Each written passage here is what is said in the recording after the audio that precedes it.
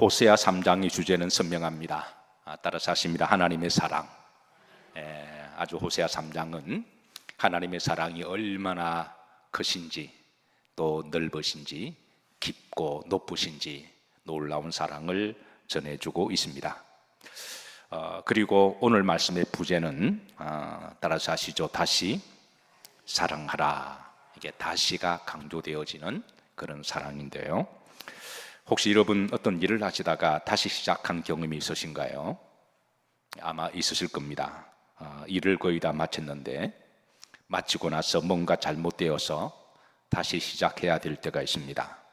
이렇게 되면 기운도 빠지고 또 힘들어서 처음 할 때보다 훨씬 더 힘이 들기도 하죠. 그리고 물건을 샀습니다. 물건을 사서 쓰려고 하는데 물건이 나중에 보니까 불량품입니다. 이러면 어떻게 하나요? 다시 가서 이제 불량품이라고 말을 하고 그러면 바꾸어 주거나 환불을 합니다. 지금 우리나라가 많이 좋아져서 이런 AS가 바로바로 되지만 1980년대만 하더라도 한 번 사간 물건은 절대 노빠꾸였습니다. 바꾸어 주거나 환불해 주는 분들이 안 계시는데, 만약에 가지고 가면 그냥 싸우려고 그러셔서 그냥 싸우기보다는 그냥 가지고 와서 쓰는 경우가 있는데요. 그런데 돈을 주고 산 물건을 불량품이라고 버리기는 아깝고 그렇다고 쓸 수가 없어서 그런 경우는 어떻게 하나요? 한번 고쳐서 써보려고 해부하기도 합니다. 오늘 본문의 내용도 마찬가지입니다. 이미 불량품된 고매를 하나님은 다시 사랑하라고 말씀하십니다. 자, 1절 말씀 우리가 3장 1절에 보시면요, 중반절입니다. 사랑하나니라는 말씀이 나와요. 또 후렴절에 보시면 사랑하라 그렇게 하십니다. 근데 내용을 보시면 여기에 사랑하나니 앞에 다시를 넣어야 됩니다. 하나님이 그전에도 사랑하시는데 이제 다시 사랑하나니라고 넣는 것이 내용 전체에 그게 맞는 말입니다. 그리고 또 하나님은 호세아에게 그 여자를 뭐하라? 다시 사랑하라 그렇게 하십니다. 사랑하는 성도 여러분, 그동안 사랑으로 사셨나요? 오늘 하루도 사랑으로 사셨나요? 제가 여러분들을 양심을 자유롭게 해드리겠습니다. 오늘 하루 사랑하며 살려고 애를 쓰셨나요? 좀 자유롭죠? 우리가 정상적인 그리스도인들이라면 우리가 사랑하려고 애를 쓰며 살아가는 사람들인 줄로 믿습니다. 자, 옆으로 보시면서 사랑합니다. 서로 한번 인사하시죠.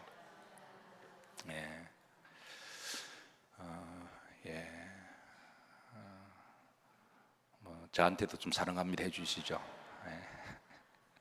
저도 여러분을 늘 사랑합니다. 제 목회에 있어서 늘 사랑의 마음을 가지고 목회하려고 애를 쓰는데요.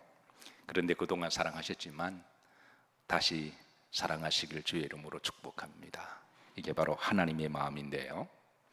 자, 3장 1절에 보면 자, 하나님께서 이제 다시 사랑하라.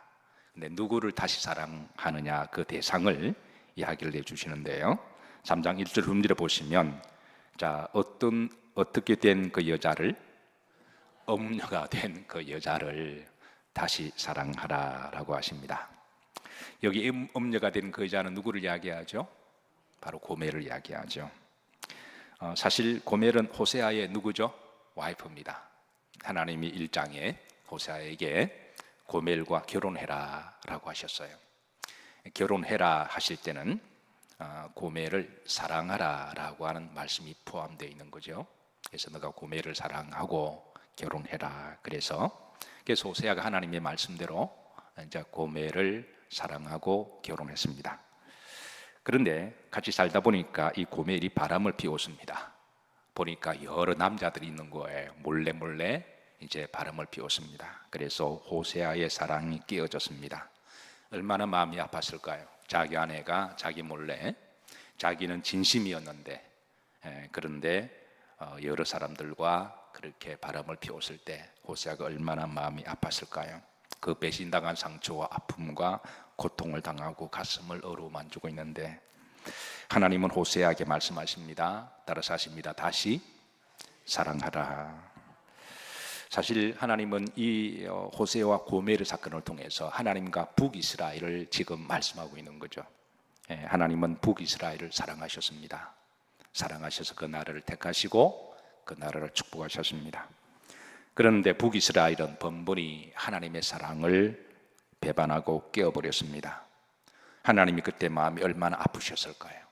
그래서 하나님은 이 사랑을 깬 북이스라엘을 향하여 내가 다시 사랑하리라 라고 그렇게 오늘 말씀을 주시고 있습니다. 그런데 하나님이 다시 사랑하라 이렇게 말씀하시면서 먼저 하나님의 사랑을 배신하고 깬 고멜의 범죄, 북이스라엘의 범죄가 뭔지는 하나님이 일러주세요. 그래서 3장 1절에 보면 첫 번째, 다른 신을 섬긴 죄입니다. 초반절에 보면 이스라엘 자손이 다른 신을 뭐하고 섬기고, 여기 이제 이스라엘 북이스라엘을 이야기를 해요. 남유다가 아니라 북이스라엘 자손들이 다른 신을 섬기고 그랬습니다. 북이스라엘은 여로보암이 이제 나라를 분단하고 북쪽에 나라를 세우죠. 그리고 호세아 때부터 이제 세월을 보면 한 200년 세월이 지났습니다. 그래서 북쪽에 나라를 세우면서 저들은 이제 하나님을 떠나고 그리고 우상 숭배하고 독재하고 그렇게 살았습니다. 그 200년 동안에 그러면서 북이스라엘은 여러 이제 우상의 뿌리를 내리어서 이제 그 이스라엘 자손들이 이제 불신앙과 죄악의 자녀가 되었습니다. 우리나라가 분단되고 난 다음에 이제 북쪽에 나라가 세워졌습니다. 나라의 통일을 위해서 기도하는 우리 그리스도인들은 그럼에도 불구하고 북쪽을 향하여 북쪽 주민들을 긍휼히 여기고 기도하고 있는 줄로 믿습니다. 지금 한 70년 정도 지났지만 북이스라엘은 이제 한 200년 정도 지났습니다. 그러니까 하나님이 그럴지라도 200년 동안에 참으시고 기다려 주신 것이죠. 그래서 북이스라엘을 내가 다시 사랑한다 이렇게 말씀하십니다.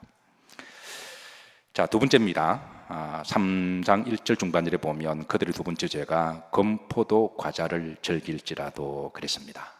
사실 금포도 과자 음식이기 때문에 이 자체를 먹는다고 해서 이건 죄가 되는 건 아니에요. 이런 음식을 먹는다고 해서 뭐 정죄하거나 책망한 건 아닙니다. 그런데 왜 이런 말씀을 하시냐면 당시에 북이스라엘의 일종의 관용호구입니다.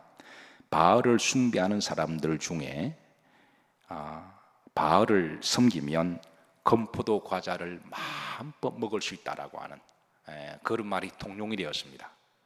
아마 바알 신전에 가면 금포도 과자를 이렇게 많이 준비가 되었던 것 같아요. 그래서 그곳에 가면 이제 그것을 마음껏 먹을 수 있다라고 해서 이제 저들은 바알 신전에 가서 그거를 먹었던 것 같아요. 이는 이 당시에 그래서 금포도 과자를 즐기는 것은 이방 우상 문화의 쾌락적이며 세속적인 삶에 취해서 살아가는을 의미했습니다.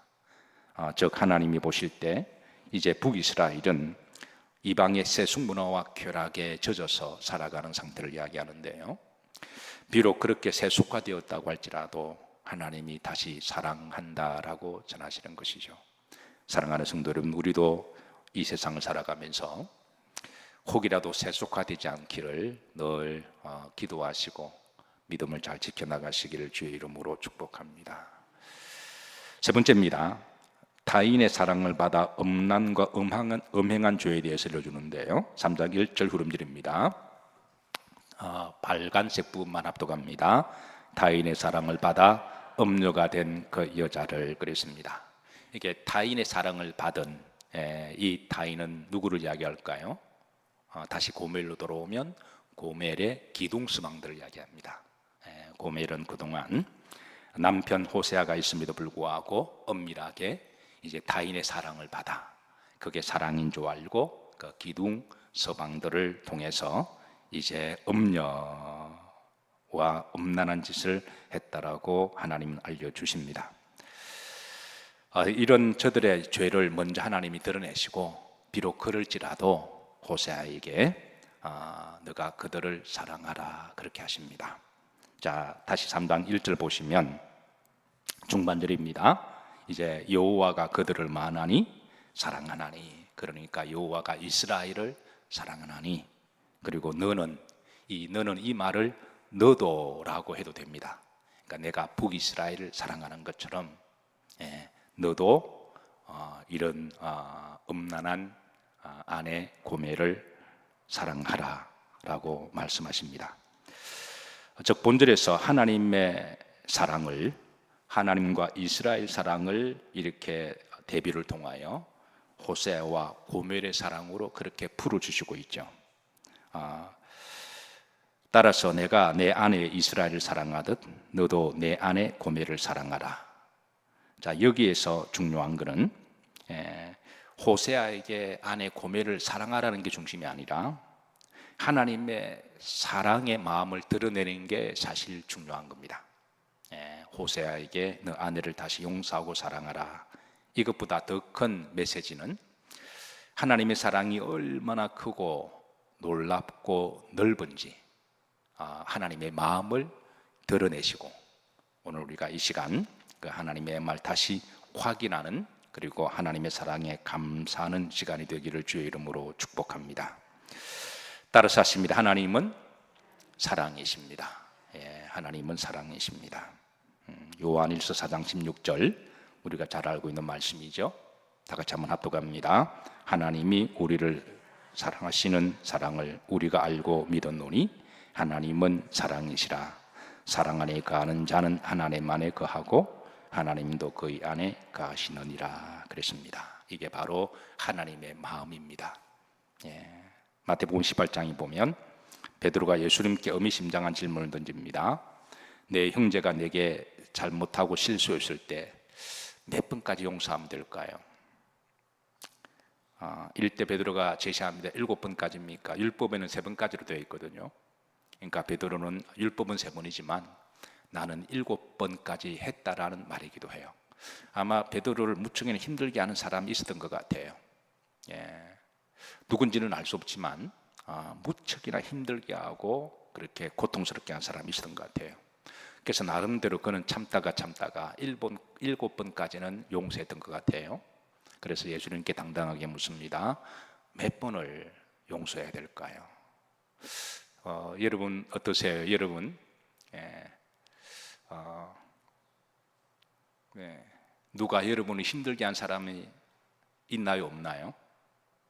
우리 모두는 다 있습니다. 이건 역으로도 마찬가지인데요. 여러분은 남에게 힘들게 한 적이 있어요? 없어요? 여러분은 모를지 몰라도 그 상대는 있을 수도 있는 거예요. 나는 평범하게 말했는데 그게 상대는 시험으로 받아들이면 그 사람은 힘든 거예요. 나는 그런 의도는 아니고 상대가 그렇게 해석하면 그건 힘든 거예요. 그래서 우리는 살아가다 보면 누군가로부터 내가 상처를 당하기도 하고 또 내가 누구에게 상처를 주기도 합니다. 여러분 여기에 동의하시나요? 우리가 이거는 동의 못하면 그건 인간이 아닙니다. 이건 우리가 기본적으로 다 동의를 해야 돼요. 우리가 신앙의 기본과 인격이라면 내가 아무리 어렵게 살아도 나로 말미암아 누군가가 섭섭하고 상처를 받을 일이 있을까요? 없을까요? 네, 반드시 있습니다. 어쨌든 여러분을 힘들게 하는 사람들에게 여러분은 몇 번까지 용서하시나요? 한 번 딱 꽂으면 절대 이게 안 푸시나요? 그게 신념인가요? 그건 신념이 아니라 똥꼬집입니다. 그래서 그건 좋은 성격이 아니에요. 한 번 딱 꼽으면 절대 이렇게 풀지 아니하고 마음에 엉어리 두고 이렇게 하는 거는 그리스도인의 마음의 자세도 아니고 하나님이 원하시는 것도 아니고, 그래서 그리스도인의 신앙의 자세와 인격은 몇 번까지 용서를 해야 되나요? 그래도 베드로처럼 7번까지는 우리가 해야 되지 않을까요? 물론 대답은 잘 알고 계시죠. 주님은 7번이 아니라 70번을 곱해서라도 해라. 그러면 몇 번인가요? 그게 490번이잖아요. 그런데 이게 원문에는요 70번 곱하기 70번입니다. 그러면 4,900번이 되는 거잖아요. 그런데 490번이든 4,900번이든 간에 주님이 여기서 말하는 숫자의 개념을 말하는 게 아니라 무한대의 용서와 사랑을 말씀하시는 거예요. 그게 3번이든 7번이든 그게 중요한 게 아니라 그냥 무한대의 사랑과 용서를 해라. 그런데 이건 사실 불가능한 거거든요. 사실 우리는 3번까지는 여러분 어떻게 하시나요? 사실 3번까지만 해도 대단한 거죠. 어떤 사람 한 번 딱 꽂으면 평생 안 푸는 사람, 그거 절대 좋은 거 아닙니다. 우리는 그럴 때마다 풀고 기도해야 됩니다. 그래야 나도 좋고 하나님도 좋고. 근데 3번, 7번, 베드로도 참 대단한 것 같아요. 근데 490번, 4900 이거는 사실 불가능한 거죠. 근데 불가능한데 왜 그렇게 말씀하셨을까요? 이 2가지 이유가 있습니다. 첫 번째, 그게 하나님의 마음이라는 거예요. 하나님은 우리를 무한대로 용서하시고 사랑하십니다. 그 지금 예수님은 하나님의 마음을 드러내시는 거예요. 사람들끼리의 사랑에 포커스를 둔 게 아니라 하나님의 사랑이 이렇다. 하나님의 사랑이 이렇게 높고 크고 넓고 무한대다. 그래서 여러분 우리도 그 사랑을 받고 살아가는 거잖아요. 늘 하나님께 감사하십시다. 우리는 교회 올 때마다 하나님께 감사해야 돼요. 우리도 하루에 얼마나 많은 죄를 범하네. 마음에 있는 생각까지라도 얼마나 많은 범죄를 하나요. 하나님은 다시 사랑하시고 다시 사랑하시고 다시 사랑하십니다. 2번째, 우리 힘과 능력으로 할 수 없는 것을 왜 하라고 그러실까요? 그래서 주님은 사람의 힘으로는 할 수 없으니 성령의 능력으로 하라는 거예요. 내 힘으로 할 수 없으니 성령의 힘으로. 그래서 우리가 용서를 해야 할 때, 사랑해야 할 때 그냥 막 하기보다는 먼저 기도하고 하나님 용서할 마음을 주시고 사랑하는 마음을 주시고 먼저 교회에서 진하게 기도하시면 하나님이 이상한 힘과 능력을 주실 줄로 믿습니다. 어쨌든 다시 사랑하라. 무한대의 사랑. 이 사랑은 누구의 마음이라고요? 하나님의 마음입니다. 자, 그러고 나서 하나님은 이제 3장 2절에 보면 다시 살아라는 말을 또 강조해요. 그러니까 다시 사랑하라라는 말씀도 하셨고 2절에 보면 자, 2절 합독합니다. 내가 은 15개와 보리 한 호멜 반으로 나를 위하여 그를 뭐하고 사고 그랬습니다. 하나님이 호세아에게 아내 고멜을 사라. 그런데 이거는 내용적으로 보면 다시 사라라는 말씀입니다. 사라 이 말은 법적이면서도 상업적인 용어인데요. 어떤 남의 것을 내가 합당한 가치를 주고 사서 내 것으로 하라는 거잖아요. 사실 원래 고멜은 누구의 것인가요?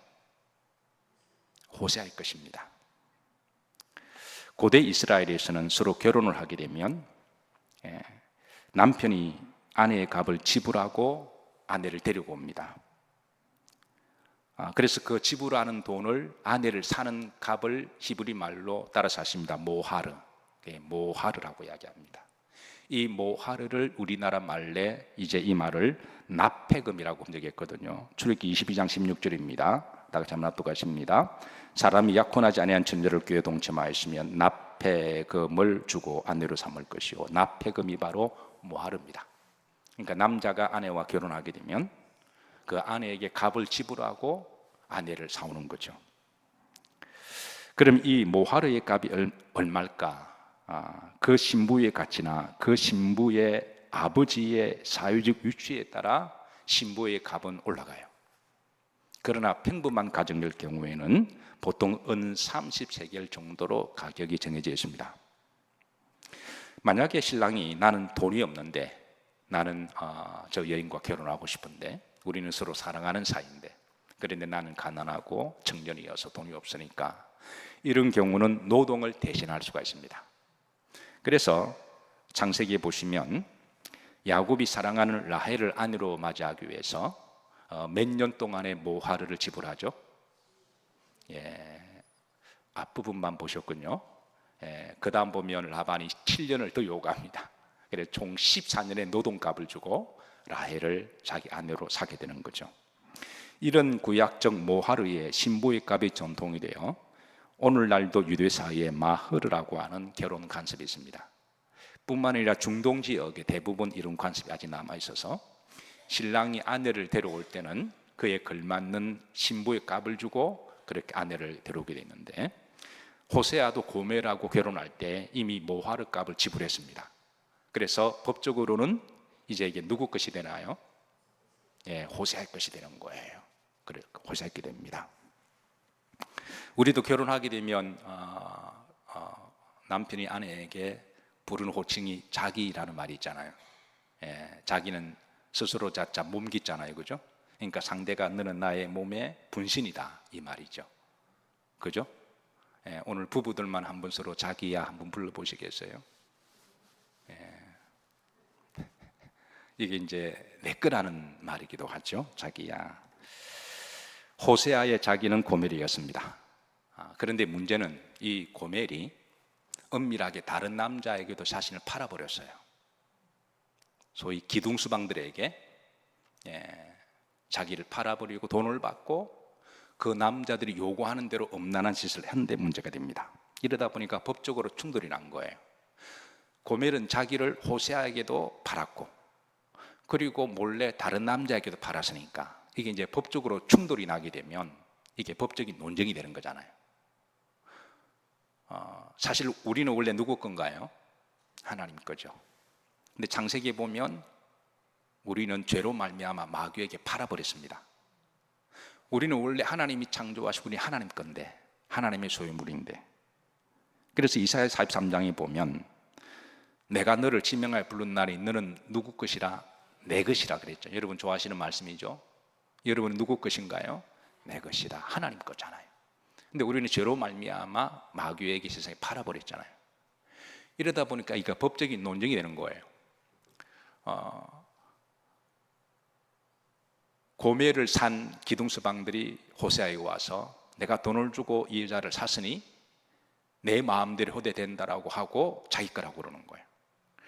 호세아도 고멜은 자기 거잖아요. 이러다 법적인 논쟁이 일어났습니다. 그래서 하나님이 호세아에게 너가 다시 그 사람한테 사라는 거예요. 이래야 법적인 문제가 정리가 됩니다. 고멜이 자기를 두 번 팔아버렸으니까, 그러니까 하나님이 고멜에게 너가 다시 사라 그렇게 하시는 거죠. 마찬가지로 우리도 원죄에 팔아버렸죠, 마귀에게. 근데 하나님이 예수님을 통해 우리를 다시 사신 것이죠. 그래서 우리는 값을 지불해서 우리는 하나님 것으로 다시 회복된 거예요. 자, 3장 2절입니다. 그리고 그 가격을 제시합니다. 자, 이 가격이 다시 사는 이 가격이 얼마냐 하면, 자, 합독합니다. 내가 은 15개와 보리 한 호멜 반으로 그랬습니다. 은 15개 다시 사는 신부의 값을 주고 보리 한 호멜 반입니다. 그리고 나서 호세아는 이거를 주고 이제 다시 고멜을 샀으니 이제는 고멜은 법적으로 다시 누구 것이 되나요? 바로 호세아 것이 되는 거죠. 그리고 기둥수방으로부터 뭐하게 되나요? 풀이하게 되는 거예요. 이제는 더 이상 이제 기둥수방의 것으로부터 자유할 수가 있습니다. 이게 마찬가지입니다. 하나님은 우리를 내 것이라 그러셨는데 우리는 때로는 살다 보면 이런저런 이유로 예수님을 배반하기도 하고 우리의 신앙을 팔아보기도 합니다. 그런데 그럴 때마다 예수님은 우리를 다시 사십니다. 아멘인가요? 예, 예수님은 우리를 사랑하셔서 십자가에 죽으시고 용서하시고 우리가 회개하면 주님은 다시 또 사시고 그렇게 하십니다. 자, 여러분들에게 묻습니다. 여러분 누구 것인가요? 예, 하나님 것이죠. 예. 자, 요한복음 19장 30절 보시면 예수님께 십자가에서 다 이루었다 마지막으로 하신 말씀이죠. 자, 잘 아시는 말씀이지만 자, 다시 한번 합독합니다. 예수님께서 신포도주를 마신 후에 이루시되 다 이루었다 그랬습니다. 다 이루었다. 테텔레스타인데요. 이 말은 빚은 다 갚아졌다라는 말입니다. 그래서 유대인들이 이제 무역을 할 때에 채권과 채무자의 관계, 물건을 사고 팔 때 무역 정수에 이제 그 무역 대금을 다 갚게 되면 그 밑에 테텔레스타이라고 도장을 딱 찍습니다. 그러면 paid up이라는 말이죠. 다 갚았다는 거예요. 마찬가지로 십자가에서 우리가 종의 자녀였는데, 마귀의 자녀였는데 우리가 팔아버렸는데 예수님 십자가에서 그 대가를 지불하심으로 도장을 딱 찍으시고 빚은 다 갚았다라고 그렇게 하신 겁니다. 십자가를 바라보실 때마다 여러분 구속의 은혜를 기억하시고 감사하시기를 주의 이름으로 축복합니다. 그리고 성경은 우리에게 권면합니다. 다시는 죄의 종이 되지 마라. 마귀에게 너희 몸과 마음과 영혼을 팔지 마라. 이 말은 다시는 배반하지 마라, 다시는 떠나지 마라, 이런 말과도 같은 것이죠. 로마서 6장 6절입니다. 합독합니다. 우리가 알거니와 우리의 옛사람이 예수님과 함께 십자가에 못 박힌 것은 주의 몸이 죽어 다시는 우리가 죄에게 종 노릇하지 아니하리 하매니. 이것이 바로 예수님의 사랑이십니다. 그리고 하나님의 사랑이십니다. 말씀을 정리합니다. 호세아 3장 전체는 하나님의 사랑입니다. 그리고 그 사랑이 얼마나 깊고 넓고 놀라운 줄 우리에게 알려주시고, 그리고 오늘 말씀의 소주제는 다시 사랑하라. 하나님이 우리를 다시 사랑하신다고 일러주시고, 그리고 우리에게 다시 사신다, 그렇게 말씀하십니다. 그래서 우리는 하나님의 다시 사랑을 받은 사람들이고, 우리가 때로는 주님을 배반하고 떠나도 예수님은 다시 우리를 사셨으니 우리도 사랑하는 성도 여러분, 하나님을 다시 사랑하기를 주의 이름으로 축복합니다. 그리고 다시는 주의 종이 되지 아니하고 우리를 세속에 팔지 아니하고 세상에 팔지 아니하고 그리스도인의 하나님의 자녀로 신부의 모습으로 우리가 당당하게 그렇게 믿음 생활을 잘하셔서 여러분의 사랑이 더 깊어지시고, 그리고 믿음으로 승리하시기를 주의 이름으로 축복합니다. 자, 예수